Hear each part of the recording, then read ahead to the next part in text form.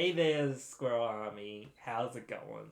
For today, I'm going to be talking about whether we spend more time deliberating about what's going in our decks than playing them. You can join the Squirrel Army by subscribing. So I'm not the only one, am I?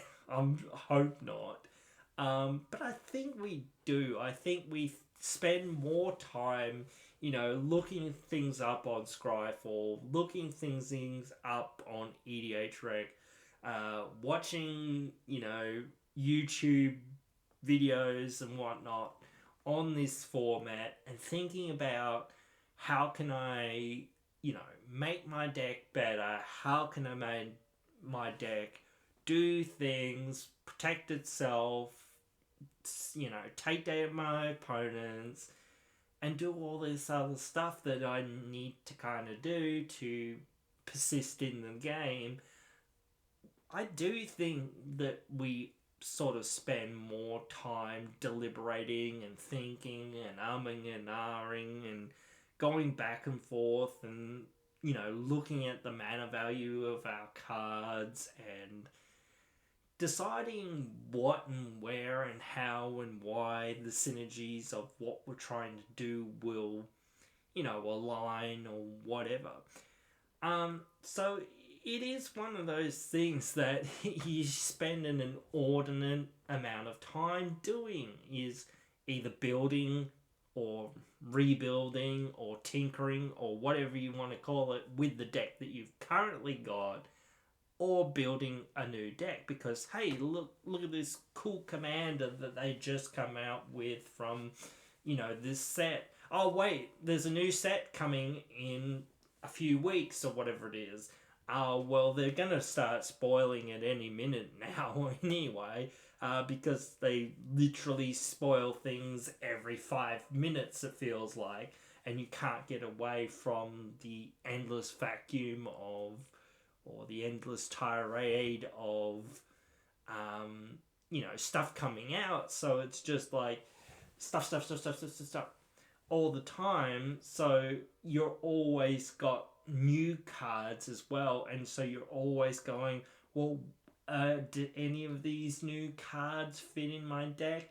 Maybe some of them kind of do, but I might be thinking that, yeah, this card could go in my deck. Like, I was looking at that new, I think it, creature that enters and makes a food, and when you sack a food, you draw a card. So I have Chatterfang, as you guys would know, squirrels.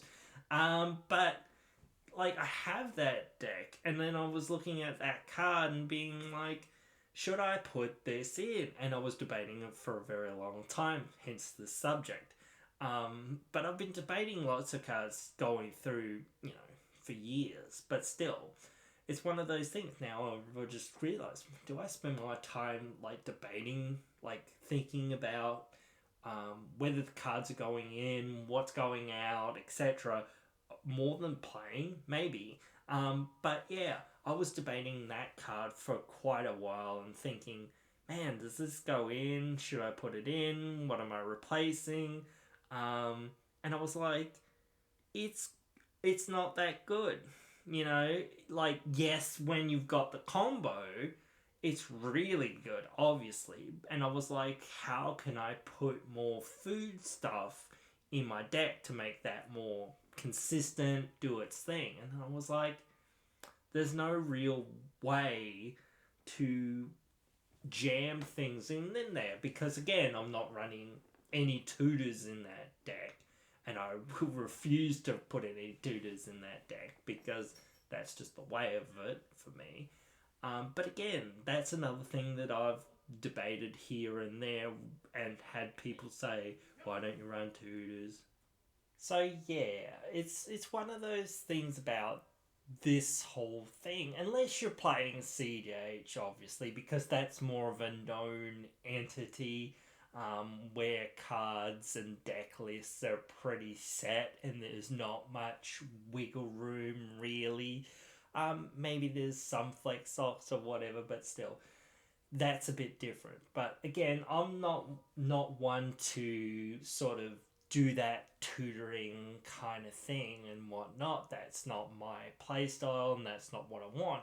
I want some level of consistency to my deck, but I don't want the consistency of I know what I'll get or whatever all the time. I want a lot of effects that do similar ish sort of things so that my deck will hum around and do similar ish things each time so that there is a direct game plan of this is the direction, this is how this deck's going to win, etc. Not just there's some random cards in some sleeves and cross my fingers, I hope I win somehow or whatever. There's a lot more thought in it than that. And again, it is one of the more sort of semi-powerful decks that I kind of have because it just sort of lends itself to that. And yes, you could be like, and I even had a few tutors, not combos in it, here and there, but I just kept finding that they were very inconsistent because, like, one game you'll get them and then you'll just like, bleh, and then the game will be over. But then another game you'll have half the combo and half the combo isn't really that good, like, and doesn't really do that much. So you're just kind of sitting there going, well, I might be getting decent value off of one of the half of the cards combo. The other half doesn't really do anything unless you've got that other half of the combo, or it doesn't really do enough for you to be really running in it. So it's really, really tough. And again, are you going to run, like, let's say I'm talking about Squirrel Nest. That's one of the cool ones that I used to have. And I loved that. That was super cool. You had, what was it? I can't remember the card now. Something about Earth or something. It's that 2-mana Earthcraft. There we go. I couldn't remember it. But yeah, you can tap your creatures to untap your lands. So you with Earthcraft and Squirrel Nest, that just goes infinite because you make a squirrel, you tap your squirrel to untap the land that the nest enchants, and then you tap it to make a squirrel, and so on and so on and so on. And that was a cool combo, but I was like, well, I have no tutors. And Squirrel Nest isn't horrible, but it is very slow and effectively wastelands one of my lands. Like, I had whatever I think it's a druid that you can sacrifice lands to make squirrels. I had that for a while as well because I was like, the deck was really, really hit and miss, and it was like, either you've got 5,000 lands somehow in your 100-card deck, or you've got literally 2. So, like, I thought, for times that I'm sitting there and going, man, I've got so many lands and just nothing to do with them, I might as well sack them. But every time I got the card, I was like, cool, I only have the 2 lands situation. I never seem to have it when I have the million lands situation. So I was just like, cool, this is very bad because I never get it when I have the flood of lands and just sit here and go, cool, I have 2 lands and can't really sack them because otherwise I'm literally not playing the game and I'm still not really playing the game. But this card is now a dead card. But it was a cool kind of card, I thought, because it was like, oh yeah, when I get the flood, I'll use it and just pitch some of those lands off my field and actually get, real cards or squirrels or something. Some actual things that can protect me or win the game for me. But it never really worked out because, again, I never had the consistency of the combos together, like, of this is working when I want it to be. You know, I never had it when I had lots of lands. Same with like some of those other combos I was saying. I never had them like really together, or if I did have them together, it would happen, you know, once in a blue moon or whatever. So it was just like, if one of these cards is okay and decent, I might keep it. But then I was like going, well, there's other cards that do a similar thing, like Ivy Lane, like buff your stuff by with a +1 counter or give your stuff a +1/+1 buff. So I was like, well, is that good? Because I can find other things that do that but do more. So it was just like, well, you know, it's more for the combo because you can put it on any creature rather than just putting it on the creature that entered. Um, so, and most of the other time it just says put it on the creature that entered because there's nothing of too much value to sort of put it on. Maybe you could put on Chatterfang, maybe, I don't know. That doesn't sound like a real strategy to me. Maybe you can, I don't know. But again, I'm not a huge Voltron player, so I probably wouldn't have done that. But then again, you can make him a 4/4, but still.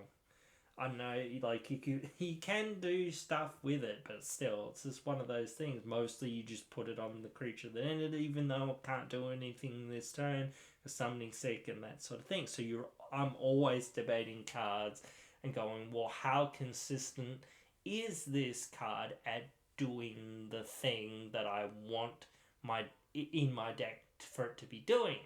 So if a card doesn't meet those requirements for me, I'm going, well, I don't know. Like, I could play this other card, or I could just play something else, or I could just play more things that generate me tokens, or just, you know, drain life, because draining life is better than buffing stuff, or dealing damage is just better than, you know, that sort of thing. But I was still thinking, I want to find a way to protect the things that I've got, but it's a problem where, like, they're tokens for the most part. There aren't very many good squirrels, so it's like, and the things that you would attack with are mostly tokens. So again, it's like, well, yeah, there's like, you can't use that persist artifact because again, they're all tokens for the most part, so you're not really going to do that too much to get those things back. Like, yeah, it does work with board wipes and things like that for the board that you've actually got of creatures and things like that, but still, it's one of those things where you're kind of going, well, that's alright, but I could play Marin or something else. And yeah, Marin's really slow, whatever, but still, I don't know. It seems like you could figure it out. I don't know. It is on your turn, but still, I don't know. It's one of those things. But anyway, guys, I think that's pretty much it. Let me know, do you spend more time thinking about what your deck's trying to do, trying to figure out the synergies, trying to figure out, does this card fit, doesn't it fit, etc., that sort of stuff? Write your thoughts down there in the comments below. Hope you've enjoyed. Hope you'll join me again in the next one.